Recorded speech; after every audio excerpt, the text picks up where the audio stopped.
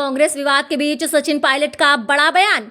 कांग्रेस के वरिष्ठ नेता सचिन पायलट ने राजस्थान के हालिया घटनाक्रमों का भारत जोड़ो यात्रा पर असर होने की धारणा को खारिज करते हुए कहा कि पार्टी की प्रदेश इकाई पूरी तरह एकजुट है तथा फिलहाल इस बात पर ध्यान है कि प्रदेश में यात्रा को दूसरे राज्यों की तुलना में ज्यादा सफल बनाया जाए। मुख्यमंत्री अशोक गहलोत के साथ अपने मतभेदों पर भारतीय जनता पार्टी के तंज को लेकर पलटवार करते हुए पायलट ने कहा कि ये सब उस दल की तरफ से हो रहा है जहां मुख्यमंत्री पद के कम से कम 1 दर्जन दावेदार हैं।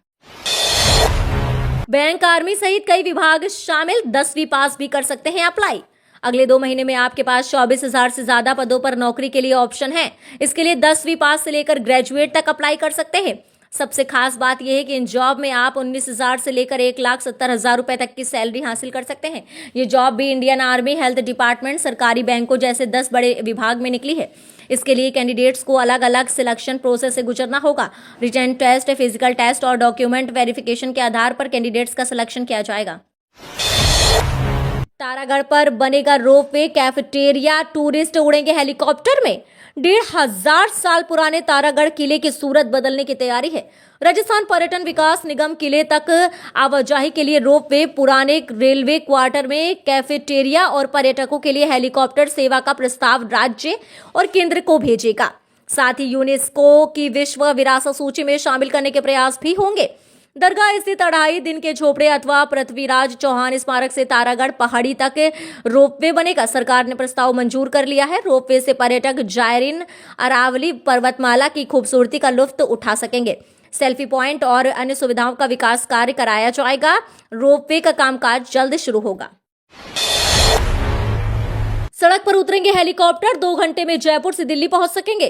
कुल 373 किलोमीटर लंबी सड़क राजस्थान के 7 जिलों को दिल्ली और मुंबई से कनेक्ट करेगी। इस देश का पहला स्ट्रेचेबल हाईवे कह सकते हैं, जिसे जरूरत पड़ने पर 8 से 12 लेन का किया जा सकेगा। कंपनी की गारंटी है कि जर्मन तकनीक से बनी इस सड़कें 50 साल तक नहीं टूटेंगी। इतना ही नहीं, टोल का पैसा भी बाकी एक्सप्रेसवे से कम चुकाना पड़ेगा।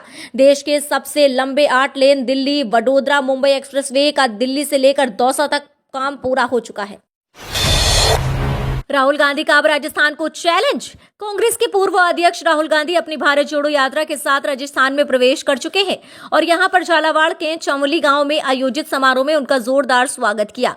राहुल गांधी ने कहा कि कन्याकुमारी से ये यात्रा शुरू की गई थी और अब तक 23 किलोमीटर से ज्यादा चल चुके हैं। पहले ये कहा जाता था कि दक्षिण में यात्रा सफल होगी लेकिन हिंदी बैलेट में फेल होगी, लेकिन ऐसा नहीं हुआ। एमपी में अब तक की सबसे शानदार यात्रा निकाली गई है। राहुल गांधी ने कहा कि मैंने कमलनाथ को कहा था कि वे महाराष्ट्र को पीछे नहीं कर पाएंगे, लेकिन उन्होंने ऐसा कर दिया। अब राजस्थान को यह चैलेंज दिया गया है। हिंदुस्तान की जनता ने हमारी यात्रा को खूब प्यार दिया। सीएम अशोक गहलोत ने कार्यक्रम को संबोधित करते हुए कहा कि हम मध्य प्रदेश से भी शानदार यात्रा राजस्थान में निकालेंगे। यह ऐतिहासिक होगी। देश में नफरत के माहौल को खत्म करने के लिए राहुल गांधी ये यात्रा निकाल रहे हैं। भारत जोड़ो यात्रा की राजस्थान में एंट्री, गहलोत, पायलट, राहुल गांधी संग थिरके। भारत जोड़ो यात्रा ने राजस्थान में एंट्री कर ली है। चंबली बॉर्डर झालावाड़ में प्रवेश किया। मध्य प्रदेश कांग्रेस के नेता नेशनल फ्लैग को राजस्थान नेताओं को हैंड ओवर किया है। पीसीसी चीफ गोविंद सिंह डोटासरा को हैंड ओवर किया गया। मध्य प्रदेश से होती हुई यह यात्रा राजस्थान में करीब 21 दिन रहेगी। 521 किलोमीटर दूरी तय करेगी। जिलों की 28 विधानसभाओं से होकर गुजरेगी। सीएम अशोक गहलोत, सचिन पायलट और पीसीसी चीफ गोविंद सिंह डोटासरा ने राहुल गांधी का स्वागत किया। इस मौके पर सीएम अशोक गहलोत, सचिन पायलट और कमलनाथ समेत अन्य नेताओं ने राजस्थान का सहारिया जनजाति के लोक नृत्य पर नृत्य किया। गहलोत, पायलट और राहुल गांधी सहारिया जनजाति समुदाय के लोक नृत्य का हिस्सा बने। सीएम गहलोत और पायलट राहुल गांधी के साथ आदिवासी नृत्य पर जमकर थिरके। हम हरियाणा और दूसरे राज्यों के गैंगस्टरों से लड़ रहे, राजू टेहट हत्याकांड पर बोले गहलोत। राजस्थान के सीकर जिले में गैंगस्टर राजू टेहट की गोली मारकर हुई हत्या के बाद राज्य में कानून व्यवस्था को लेकर एक बार फिर सवाल खड़े हो गए हैं। सीकर में हुई इस गोलीबारी की घटना पर अब मुख्यमंत्री अशोक गहलोत ने अपनी प्रतिक्रिया दी है। मुख्यमंत्री ने कहा कि आरोपी राजस्थान के बाहर किसी अन्य जगह से आए थे। वह काफी दुर्भाग्यपूर्ण है कि राज्य में अभी भी कुछ गैंग ऑपरेट हो रहे हैं। हम हरियाणा और अन्य राज्यों के गैंगस्टरों से लड़ रहे हैं।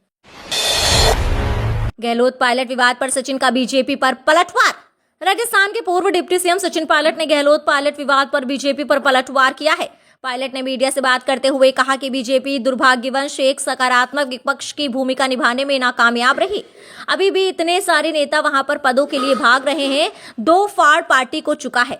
सिर फुटबॉल बन गया है। आपने देखा होगा कि जयपुर की सभा में भी बहुत कम लोग उपस्थित हो पाए हैं। खींचतान इतना है, लोकतंत्र में विपक्ष की भूमिका होती है, लेकिन बीजेपी उसे निभा नहीं पाई। जनता समझ चुकी है। मुझे नहीं लगता है कि जन आक्रोश रैली का बहुत ज्यादा प्रभाव जनता के बीच पड़ेगा। चुनाव में 12 महीने रह गए हैं। सचिन पायलट ने कहा कि अभी तक जो भारत जोड़ो यात्रा शुरू हुई थी कन्याकुमारी से, हम राहुल गांधी का स्वागत कर रहे हैं। राजस्थान में 21 दिन तक ये यात्रा रहेगी। जिन मुद्दों को लेकर राहुल गांधी यात्रा कर रहे थे, जिसे उत्साह से लोगों ने स्वीकार किया है, बीजेपी यात्रा से घबरा गई है। नए साल से पहले कर्मचारी पेंशनर्स के लिए अच्छी खबर। केंद्र सरकार के कर्मचारियों के लिए अच्छी खबर है। मीडिया रिपोर्ट की माने तो जल्द ही उनके महंगाई भत्ते में इजाफा देखने को मिलेगा। सरकारी कर्मचारियों के महंगाई भत्ते और महंगाई राहत में 4 से 5% की वृद्धि की संभावना तेज हो गई है। अभी तक के आए CPI आंकड़े में इस बात के संकेत मिल रहे हैं। दरअसल आज सरकार द्वारा दिवाली से पहले सितंबर महीने में कर्मचारियों के डीए और पेंशनर्स के डीआर में 4% की भारी वृद्धि की गई थी, जिसका लाभ 48 लाख कर्मचारी सहित और 68 लाख पेंशनर्स को हुआ है। पायलट बोले, हमारा टारगेट अगला विधानसभा चुनाव जीतना। सचिन पायलट ने राजस्थान के हालिया घटनाक्रमों का भारत जोड़ो यात्रा पर असर होने की धारणा को खारिज करते हुए दावा किया है कि पार्टी की प्रदेश इकाई पूरी तरह एकजुट है। उन्होंने कहा कि फिलहाल ध्यान इस बात पर है कि राजस्थान में यात्रा को दूसरे राज्यों की तुलना में ज्यादा सफल बनाया जाए। मुख्यमंत्री अशोक गहलोत के साथ अपने मतभेदों पर बीजेपी के तंज को लेकर पलटवार करते हुए पायलट ने कहा कि ये सब उस दल की तरफ से हो रहा है जहां मुख्यमंत्री पद के कम से कम 1 दर्जन दावेदार हैं। खाद को लेकर मिलीभगत का गंदा खेल, कृषि विभाग को भनक तक नहीं।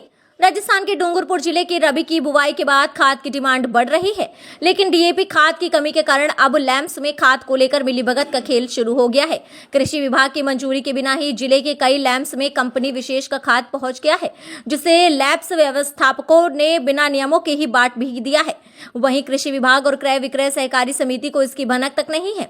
अब मामला उजागर होने के बाद लैंप्स से लेकर सभी विभाग बचते नजर आ रहे हैं। अब वहीं केंद्रीय सहकारी बैंक के एमडी के मौखिक आदेशों पर खाद के लैंप्स में सप्लाई होने की बात बताई जा रही है। सर्दी का असर बढ़ने के साथ डूंगरपुर जिले में किसानों ने रबी की बुवाई कर दी है। राजस्थान के मौसम को लेकर बड़ी अपडेट आ रही है सामने। देश के उत्तरी भारत में चल रही सर्द हवाओं का असर राजस्थान में नजर आ रहा है।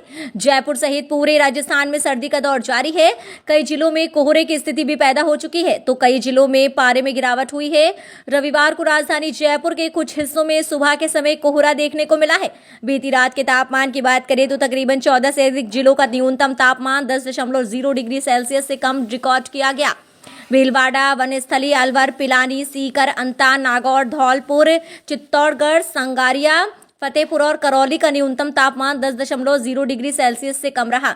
मौसम विभाग के मुताबिक आने वाले 5-6 दिनों में मौसम में कोई बड़ा बदलाव नहीं होगा। सर्दी की स्थिति ऐसी ही बनी रहेगी। चूरू, झुंझुनू, सीकर के अलावा सिरोही, बीकानेर, नागौर, जैसलमेर आदि स्थानों पर तापमान सामान्य से नीचे रह सकता है। दिन का तापमान इस बार सामान्य से ज्यादा रहेगा।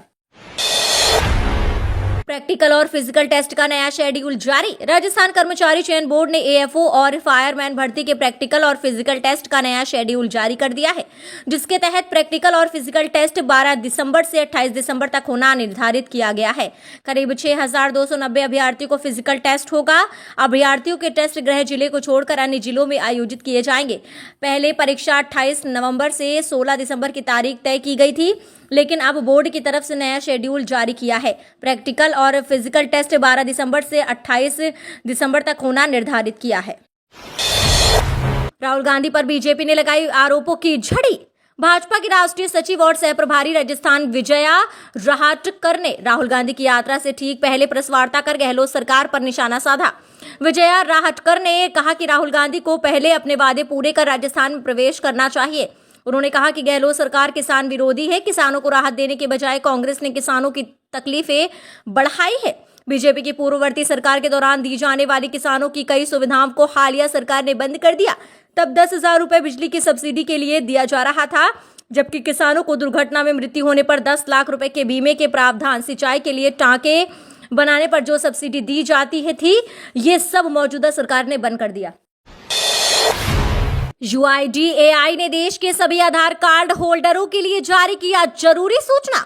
यूआईडीएआई ने सभी को निर्देश दिए हैं कि आधार कार्ड को पहचान के प्रमाण के रूप में इस्तेमाल करने से पहले उसकी सत्यता या प्रामाणिकता की जांच करना जरूरी है। ऐसे में आधार कार्ड की सत्यता को जांचने के लिए उस पर छापे क्यूआर कोड को स्कैन करना होता है। अगर आपका आधार कार्ड केयर न करने की वजह से खराब हो गया है तो क्यूआर कोड से उसकी सत्यता की जांच करना काफी मुश्किल हो सकता है। इस बात की संभावनाएं काफी बढ़ जाती हैं कि आपके आधार कार्ड का क्यूआर कोड एक सामान्य क्यूआर कोड की तरह स्कैनर से स्कैन नहीं हो पाएगा।